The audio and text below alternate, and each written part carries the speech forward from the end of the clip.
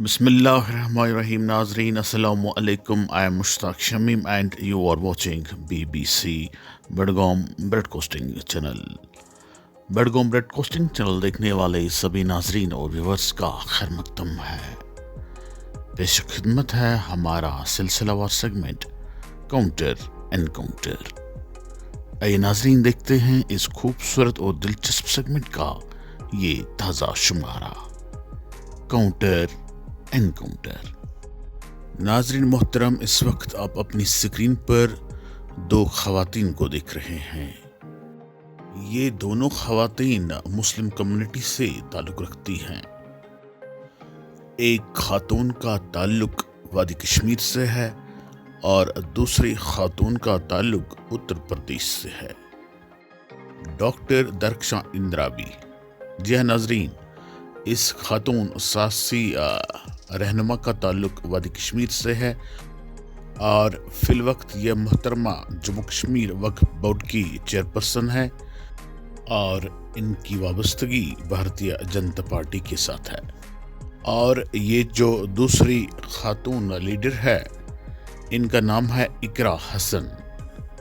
ये मोहतरमा फिलवक्त member parliament है और इनकी सियासी वाबस्तगी समाजवादी पार्टी से है। इकरा हसन का ताल्लुक़ एक सियासी घराने से है। इनके दादाजी और वालिद साहब दोनों मेंबर पार्लियामेंट रह चुके हैं और इनके भाई मेंबर असेंबली रह चुके हैं 3 मरतबा। चनाचे आपको मालूम ही है कि आज बीजेपी ने वक्फ तरमीमी बिल को ऐवान पार्लियामान में पेश किया है।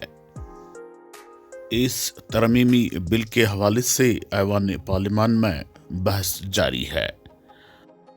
ऐवान पार्लियामान के अंदर भी और बाहर भी हिंदुस्तान के बड़े बड़े दीनी और सियासी रहनुमाओं का मानना है कि इस तरमीमी बिल को लाने का मकसद है मुसलमानों का वजूद और विरासत को हिंदुस्तान में मिटा देना है, ख़त्म करना है।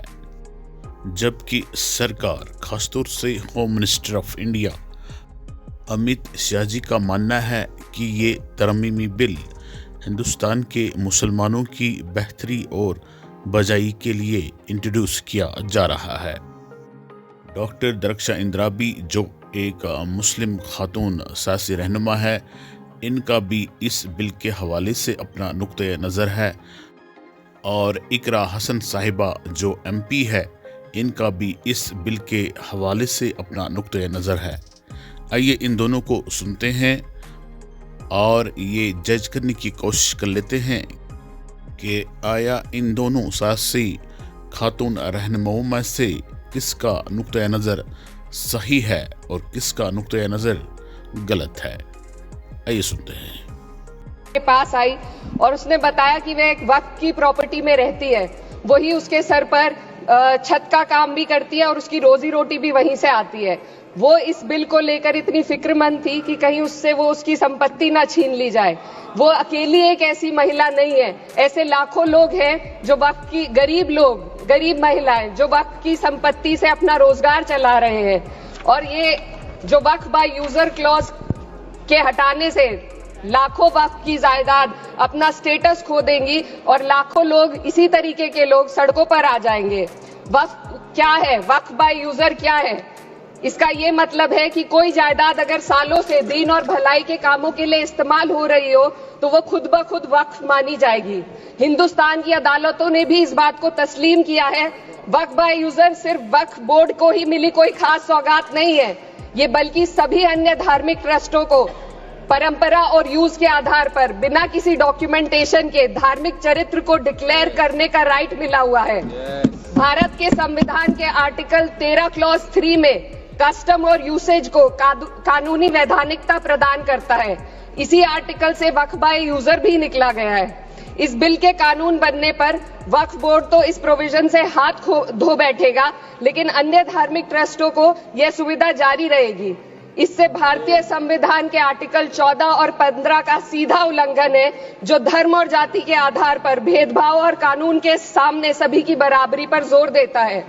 मैं इसके साथ ये भी कहना चाहती हूँ कि सत्ता के लोग जो एक दूसरे की पीठ थपथपा रहे हैं कि वक्फ बाय यूजर का जो अमेंडमेंट इन्होंने दिया उसको एक्सेप्ट कर लिया गया है, लेकिन इनकी शरारत यह है कि उसके साथ ही एक ऐसा प्रोवाइजो इसमें शामिल किया गया जिसके आधार पर यह कहा गया है कि अगर कोई भी वक्फ की संपत्ति विवादित हो तो वो अपना वक्फ स्टेटस खो देगी। तो जो अमेंडमेंट इन्होंने दिया है, जिसको एक्सेप्ट कर लिया गया है, उसका कोई मतलब नहीं है। ये इनकी नीयत है जो साफ जाहिर हो रही है।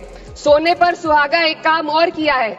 सरकार ने वक्फ की कानून के सेक्शन 107 को हटाकर लिमिटेशन एक्ट में 12 साल तक ही किसी के खिलाफ अदालत में जाने का प्रोविजन है। सेक्शन 107 में बोर्ड को लिमिटेशन एक्ट से राहत मिली हुई थी। वक्फ बोर्ड कभी भी अवैध कब्जाधारियों के खिलाफ अदालत जा सकता था। अगर ये सेक्शन ना हो तो अवैध कब्जा करने वाले लोग कानूनी प्रक्रिया का फायदा उठाकर वक्फ की प्रॉपर्टी को हड़प सकते हैं। अन्य धार्मिक ट्रस्टों पर भी ये लिमिटेशन एक्ट लागू नहीं होती, तो फिर वक्फ बोर्ड के साथ ये सौतेला रवैया क्यों किया जा रहा है? धर्म को देखकर दोहरी नीति क्यों अपनाई जा रही है? सेक्शन 107 और वक्फ बाय यूजर को अगर एक साथ पढ़ा जाए तो इससे लाखों वक्फ की प्रॉपर्टी पर कब्जा किया जाएगा। इसलिए ये बिल मुसलमान की भलाई का नहीं बल्कि उनके वजूद और विरासत को मिटाने का बिल है। हिंदुस्तान में बहुत सारे धार्मिक ट्रस्ट हैं जिसमें उस खास मजहब के लोग शामिल होते हैं और उसका इंतजाम करते हैं, और ये बात समझ में आने वाली भी है क्योंकि जो व्यक्ति अपने मजहब के रीति रिवाज को जितना अच्छे से समझ सकता है, किसी अन्य मजहब का व्यक्ति नहीं समझ सकता। आर्टिकल 26 क्लॉज 2 के तहत धार्मिक संप्रदायों को अपने मजहबी इदारों के एडमिनिस्ट्रेशन का हक देता है, लेकिन वक्फ बोर्ड के बारे में इसको उल्टा किया जाए। Sir 2 minute sir please 2 minutes. सरकार इसे एक सेक्युलर बॉडी मान रही है और इसमें गैर मुस्लिमों को शामिल करने की बात कह रही है। आपके मुंह से सेक्युलरिज्म की बात सुनकर अच्छा लगा, लेकिन अगले ही पल ये भ्रम टूट जाता है क्योंकि आपको सिर्फ दान देने के लिए प्रैक्टिसिंग मुस्लिम का आपने क्लॉज डाला है, लेकिन बोर्ड में बैठने के लिए मुस्लिम होने की कोई आपकी क्लॉज नहीं है। तो इससे आपकी जो दोहरी नीति है वो साफ जाहिर होती है। ये वही सरकार है जिसने राम जन्मभूमि ट्रस्ट में ये लिख दिया कि जिला अधिकारी भी अगर होगा तो हिंदू होना चाहिए। कोई मुझे बताए कि वहां पर सेक्युलरिज्म का रस क्यों नहीं घोला गया? सर आखिर में मैं अपनी बात को खत्म करने से पहले महिलाओं का मुद्दा बार बार उठाया जा रहा है। सरकार का कहना है कि बोर्ड में मुस्लिम महिलाओं को रिप्रेजेंटेशन देंगे। इस कानून से पहले भी मुस्लिम महिलाएं बोर्ड में मेंबर रह चुकी हैं और मिनिमम 2 का प्रोविजन था, उससे ज्यादा भी हो सकती थी। सर मैं ये कहना चाहती हूँ कि सरकार ने महिलाओं के लिए ऐसा कौन सा नया काम किया जिसका ढिंडोरा सरकार का हर सदस्य पीट रहा है? इस बात की तायीद अगर आपकी तरफ से कोई मुस्लिम महिला करती तो हम उसका यकीन भी करते, लेकिन अफसोस आपकी इतनी लंबी कतार में एक भी मुस्लिम महिला नजर नहीं आती है। सर मैं खुद एक मुस्लिम महिला हूँ, मैं सिर्फ माइनॉरिटी महिला हूँ। इस सदन में हम सिर्फ 2 महिलाएं हैं और उस नाते से मैं ये बात कहना चाहती हूँ कि इस बिल के माध्यम से मुस्लिम महिलाओं को कुछ नहीं मिल रहा है। ये हमें कुछ नहीं देना चाहते, सिर्फ टोकनिज्म हमारे नाम पर बनाकर एक नैरेटिव मीडिया में चलाना चाहते हैं। तो ये बिल मुसलमान की भलाई का नहीं, उनकी पहचान को मिटाने का है। सर अंत में मैं बस यही कहना चाहती हूँ कि कागजों की कैद में बस नाम रह जाएंगे, वो जो हमारे थे सिर्फ दावे में रह जाएंगे। इस बिल के द्वारा मीठी ईद के जायके को कड़वा करना यही असली सौगाते मोदी था। बहुत बहुत जिस तरह से आपने देखा कि यूनियन मिनिस्टर साहब किस तरह से पॉइंट बाय पॉइंट बात कर रहे थे, तो उससे कहीं अंदाज़ा नहीं लगाया जा सकता है कि ये मुस्लिम मुखालिफ बिल है।